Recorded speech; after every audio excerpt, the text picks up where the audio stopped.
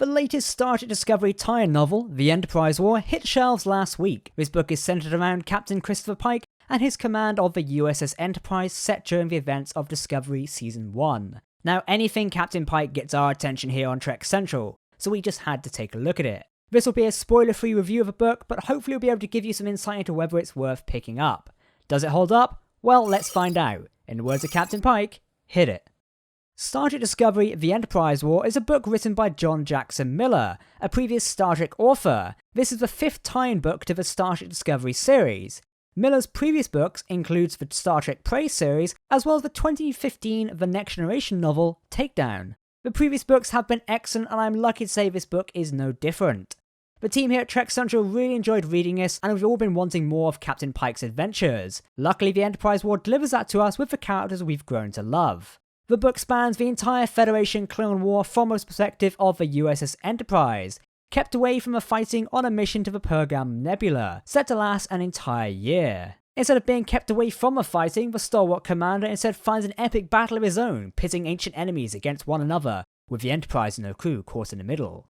Details and references to the Federation Klingon War are mentioned. As a Starship fan myself, certain ships we've seen before do come up. Obviously I won't tell you all the exact details to avoid spoiling it, but there are some good details if you're immersed in the lore. This novel contains enough great Trek to fill an entire series, and to be honest, I'd be fine if a Pike series was just this book. Christopher Pike is such a great character, and he shines in this installment of the story. Still the captain that was plagued by the losses he experienced on Rigel 7, seen in the original series pilot The Cage, and yet growing into more of a confident captain we see in Discovery Season 2. And that isn't to say the book only focuses on one character. With previous books especially focused on like Tilly or Saru, this is a very encompassing book that features an array of characters that are delightful in their own ways. We not only delve into old crew members we've seen before, such as Spock and Number 1, but new crew as well, like the chief engineer Avidas Galanjan, who was actually turned into a favourite Trek character of ours. One character who pops up is the Enterprise Chief Medical Officer Dr. Boyce, who fans might remember from the original pilot. The overall feel of the book just contains that essence of Star Trek, for me at least, and excelled at keeping the story engaging. It comes to grips with the idea of what Starfleet means and what principles we should stick to, with Pike serving as an example Starfleet officer, yet still exploring what it all means, as the crew of the Enterprise encounter this new enemy. Trek continuity is respected with not only Discovery but the other tie-in novels, and of course the other series as well. We'll give you a rundown of all this in a later video to avoid spoiling it. We get many dates for when events take place, and each chapter starts with where the chapter will be taking place, which means it's easy to follow the story throughout the book. So if you're like me, who has to constantly put a book down and pick it up again, you'll easily be able to submerge yourself back into the story in a moment's notice.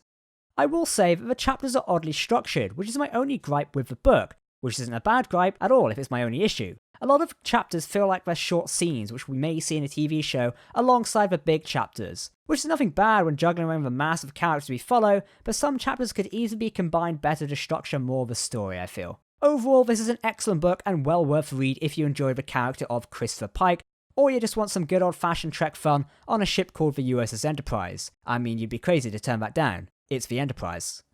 If you're like the team here at Trek Central and eager for a Captain Pike series of Anson, I urge you to consider reading The Enterprise War. As mentioned, the book explores many of the things we love about Pike, especially his Starfleet officer attitude and distinctive manner, which we've all come to love.